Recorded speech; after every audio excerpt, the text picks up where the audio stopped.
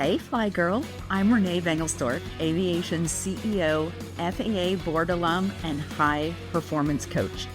Whether you're chasing your first discovery flight or leading at 40,000 feet, this show is your runway for bold career moves, real mentorship, and stories from women rewriting their flight plan.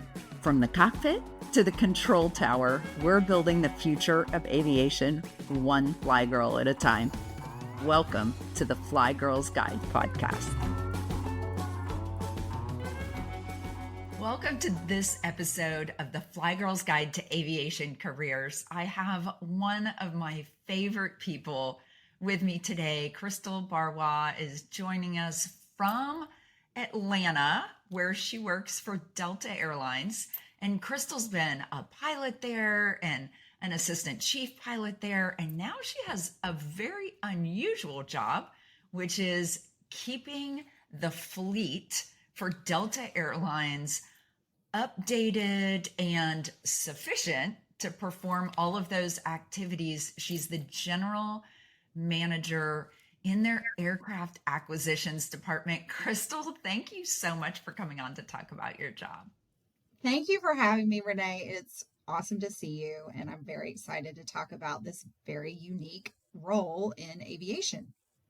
Well, let's talk a little bit about how you got there, because it's an interesting path. And I know you've been a cargo pilot and a passenger aircraft pilot. And I just want to hear a little bit about what makes you good at aircraft acquisitions before we launch into what you do on a day-to-day basis.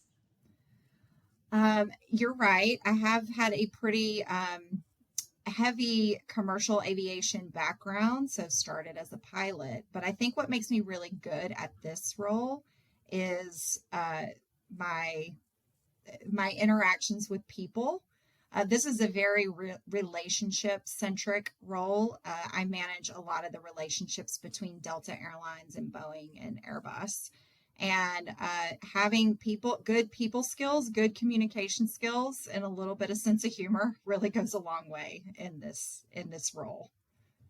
I bet it does. So tell me a little bit about where you started in aviation. Did you have a dream of this when you were a little girl?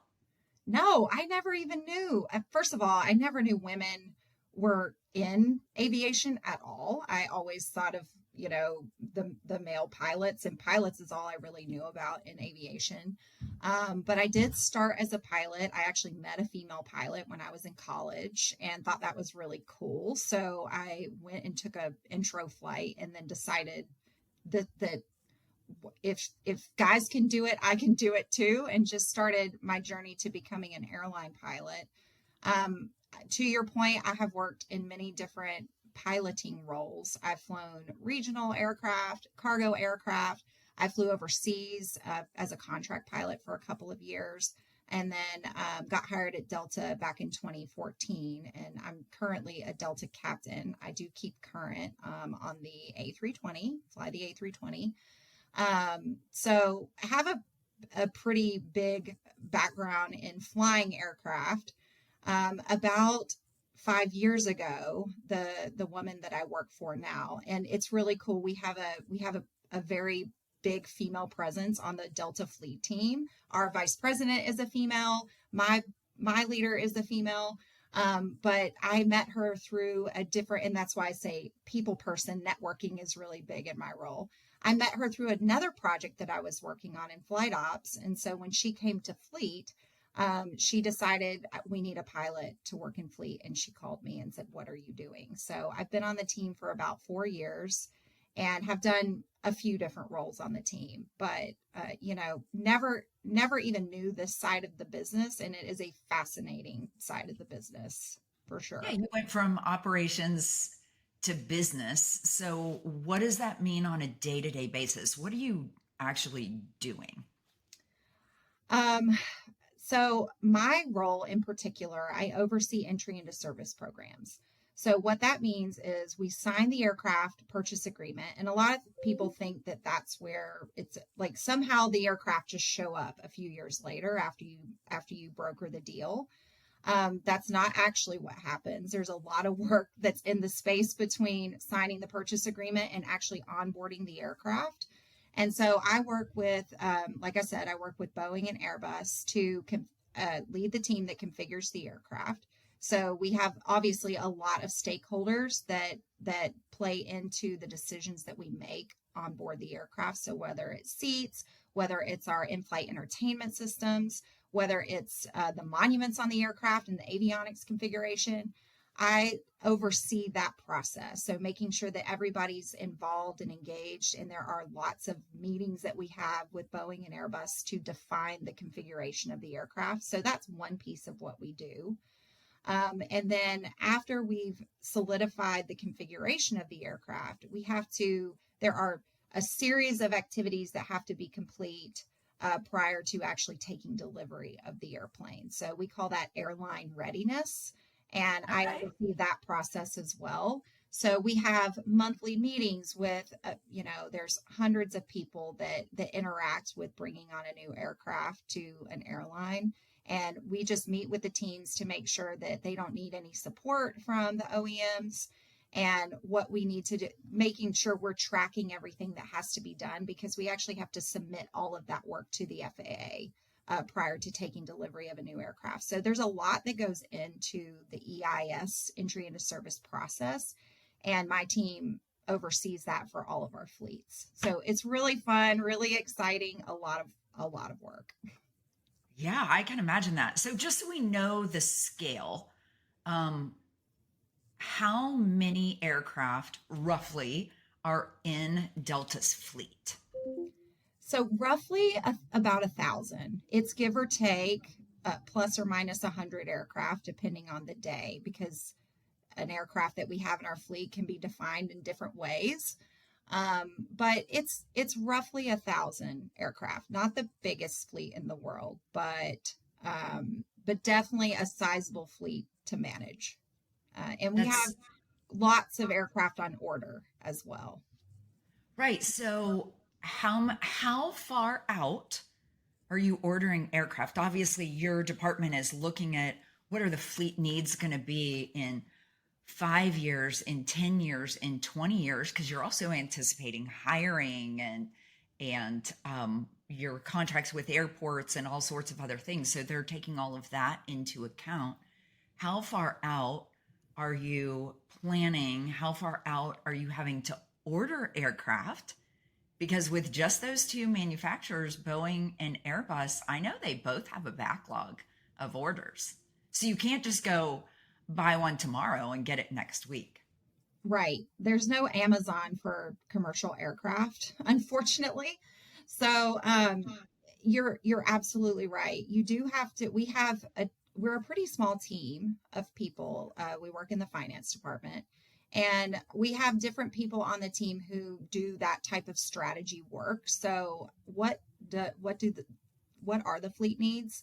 From my perspective, I prefer to have 3.5 to 4 years to ready both the aircraft and the airline to take delivery of the first aircraft in the fleet. So, you do have to order aircraft well ahead in advance. There is a backlog, as you can read in the news every day.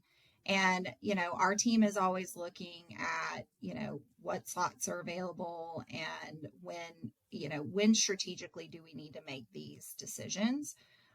For my process, though, I like to have about 3.5 years, because it takes about a year and a half to configure the airplane. So to make all the options decisions that you have to make. And then it takes the OEMs a couple of years to actually do the engineering work to get all of those custom details that you want on the aircraft and to actually build the airplane. So to have a comfortable amount of time, it's about 3.5 years. Wow. What you've already mentioned communication, but what are some of the other skills that you think you have, or maybe other people in your department have, that are beneficial to having a successful fleet expansion? I think one of the most important traits on our team is curiosity. And I think that goes for everything in aviation. I know a lot of the decisions that we've made are someone on our team, and this happens a lot in my role, is asking, well, why is that? Why does that take so long? And pressure testing things that we think to be true, because a lot of times you can find solutions that can help you improve your timelines or can help you streamline, production or communicate better amongst our teams if you have curiosity and start to think of and ask a lot of questions about how could we maybe think about this differently. That is a characteristic that has really served me well, both in my flying career and in this role, is just having that sort of lust to learn more about whatever it is. I have become an expert on so many things that you can't even think of or that I never even knew existed, just because and by having that expert level of knowledge, you can really communicate across a lot of teams and break down complex problems. But you really have to have that curiosity to get to the bottom of the why. Why is it this way? And what has been done, what can be done to improve whatever it is, whether it's a process or a configuration element or something like that. So curiosity really has served me well. So now I'm curious. Can you give us an example of something that you were curious about that you actually were like, that I'm really glad that I learned that? Well, one of the hot topics in our industry today is on seat certification. It's a big, every airline wants the latest and greatest seats. And that is not something I knew anything about. I never even knew what went into the development of a seat and certifying a seat.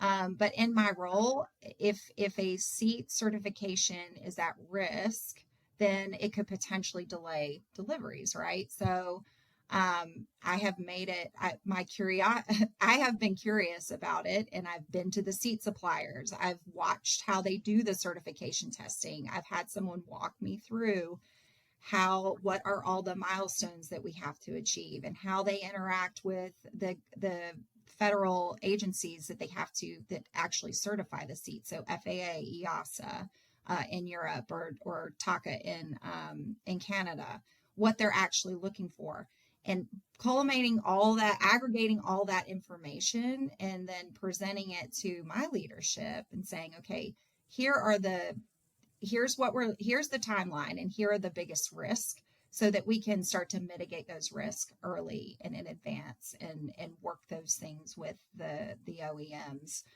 so that we can get aircraft on time. So that curiosity, like, I have learned, so we could do a separate podcast on just seat certification, but complex things like that, you really do have to have that willingness to dig in deeper so that you can fully understand an issue.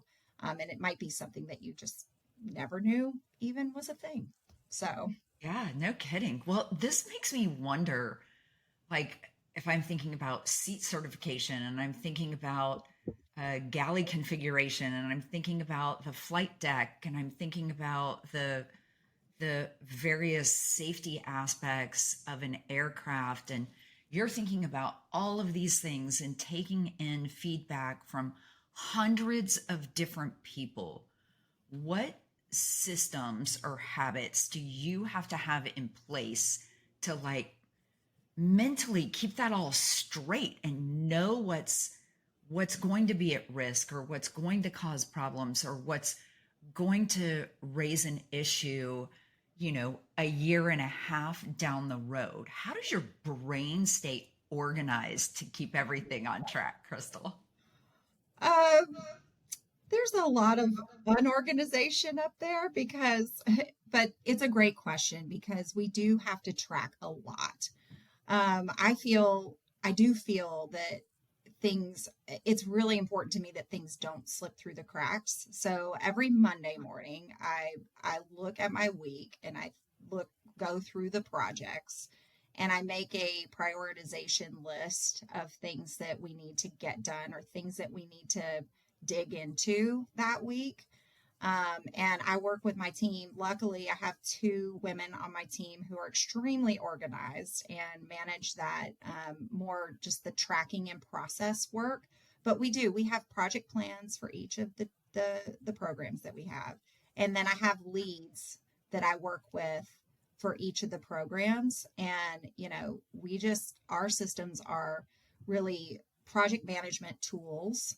And then, tracking, we have a tracker of tasks that we have to get done, on my team every week, and things that we have to run down, executive presentations we need to write, and things like that. So all of that, like the system, I'm sure it could be better, but it helps us sort of stay organized and prioritize what are the hot topics that we need to hit in a week. But I do take time on Monday and organize myself. And sometimes the priorities change throughout the week because this is a very dynamic industry. It's a very dynamic role. So you have to be able to reprioritize, but make sure those things that fall to the bottom don't drop through the cracks. So I would definitely love to hear more systems that people use. I'm sure that they could be better, but that's how we do it on our team. Yeah, I love it. I think that's really important to think about is you have intentionality about your schedule and about your priorities and about the projects. And I think as knowing you over the last 5 or 6 years, I've seen your intentionality serve you well in a number of different areas. And I think that that's important to put out is that you have built habits and you've created intentionality and you've gotten exceptional at delegation so that what you do can be successful. And I think that's something really admirable about you that I definitely wanted to point out. What would you Well, thank say? you. Thank you. Absolutely. Absolutely. What would you say has been one of the biggest challenges that you've had to overcome in this role?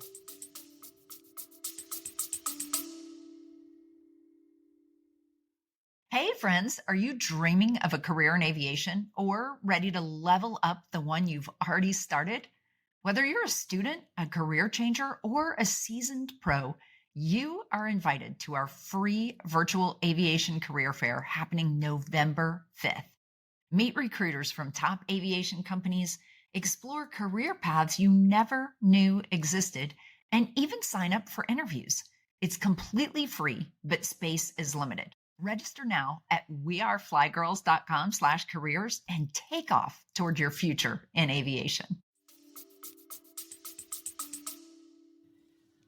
One of the challenges that I face every day that I wish there are just things that are out of your control, and no matter how much you talk about the risk and the mitigation plans, there are just things that are out of your control because you're kind of at the you're at the disposal. I don't know if that's the right word, but you're really in the hands of other people. You're not building the plane, you're not actually the one physically doing that. And so there's a lot that you just can't control. We can't control some of the supply chain issues that have come up. We can't control some of the certification issues that continue to linger, and so that creates a lot of ambiguity. And so the way we manage that is we have to put out all the scenarios. We have to kind of play out all the scenarios and be prepared for each one of them. So it does drive a lot of extra work, and a lot of extra conversations. But again, that's where that curiosity comes back into play, because I try to brainstorm all of the potential risk and what that means for the airline, and put together mitigation plans. But we I think one of the biggest challenges is, number one, you can't control everything. It would be great if you could, if you had more control, but you don't. And how do we operate in ambiguity? And that's true for a lot of careers, especially in aviation, in a volatile industry, or dynamic industry, I guess is a better way to put it. But how do we operate in that ambiguity and still make really good decisions for the airline, and I think that's something that we really try to just play out all the scenarios and prepare for each one. So, Yeah, I think, gosh, if I'm thinking a little bit deeper about that, it feels like that's not just for the airline, but that's a great thing to think about for life, right? We're always going to have ambiguity in life, and we can think about the different scenarios and decide what we want the story of our future to be. And I think that's something that aviation careers offer, just that challenge and that excitement of not knowing this is exactly the way it's going to go. Here's where all the answers are. Like every day is different. Every day is an adventure, no matter what kind of job you have in aviation. And I think that's just really fun. in the piloting world is the same way. I think having that skill as a pilot really prepared me for this role, because we don't ever know what's going to happen when we go fly. You can check the weather and you can be as prepared as possible. And that's why you brief everything ahead of time to try to mitigate any risk that's out there. But the reality is, things happen. Passengers are completely unpredictable. And so, you have to manage these things as they come, but it helps to be prepared and have that plan. And, it helps operate in that ambiguity just a little bit more, when you have done the work ahead of time to mitigate as much risk as you can. So it's definitely applicable in life. It's applicable in most careers in aviation, I would say. Absolutely. If you're thinking back to when you were a young pilot, or even when you were first thinking about a career in aviation, what skills do you think are important to develop if someone wants to end up in a position like the one that you're holding right now? Um, I think I've kind of already touched on it a little bit, but that networking skill, it has, you never know who it it's networking. It's also finding your tribe, that can help lift you up and mentor you and advocate for you. But it's really it's relationship building. The skill of, getting involved in industry, either organizations or conferences, or, trying to meet people that can guide you and help you along the way, or that can just give you information. And then you really never know, like, the people that you meet along the way who can help you out, or give you a tip here and there of openings that might be happening, or or can just, if you're at a crossroads in your career, can just give you some advice or shed some light on their experiences. I mentor a lot of women who, what they'll ask, what degree should I pick? And I just tell them, get a finance degree, because you can still do even if you're a pilot, get a finance degree. No one ever told me that, because you have something to fall back on, and you'll learn a lot about money, which is an important thing to learn about. So I think a really good skill to have is putting yourself out there to meet people that are like-minded or in the industry, that you're interested in, and then stay connected with them. I think it's wonderful to see those relationships progress over time. And then you have a person that it's in your corner that you can call when you're at that crossroads. I think it's a really important trait to have. That's incredible advice, Crystal. As we're wrapping up this interview, is there anything about your job that I didn't ask you about that you think is important for people to know? Well, I just think if you're thinking about careers in aviation, one of the reasons that I love, I've always found all aspects of aviation to be really fascinating and interesting. But one of the things that I didn't realize is how it could take you all over the world. And if that's something that interests you, it is such a great career or great industry to take you places that you never would have thought. I've had the opportunity to fly in Southeast Asia. I mean, I've flown all over the world, but even working with Boeing and Airbus, I'm in Europe quite often, every other month or so. I get to go to Seattle, and then you get to go places that you never, you don't even know where that supplier was, or you never even heard of the place.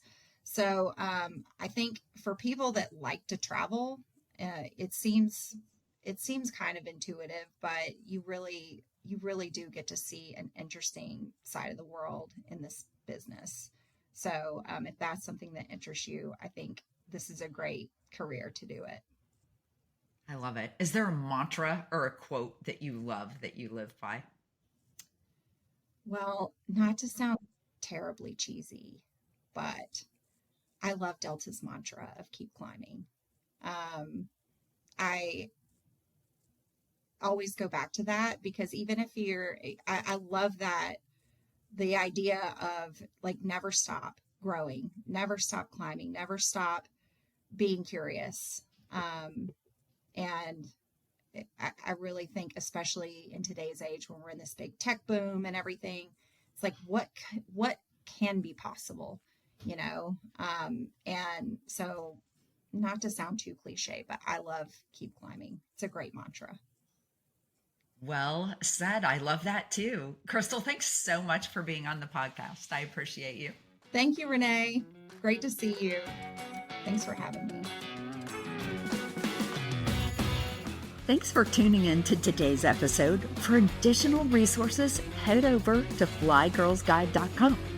If you're inspired to pursue a path in aviation or want to support the women who do, be sure to subscribe and leave a review. And if today's conversation sparked something for you, share it with a friend. It's one of the best ways to grow the Fly Girls Guide community. Until next time.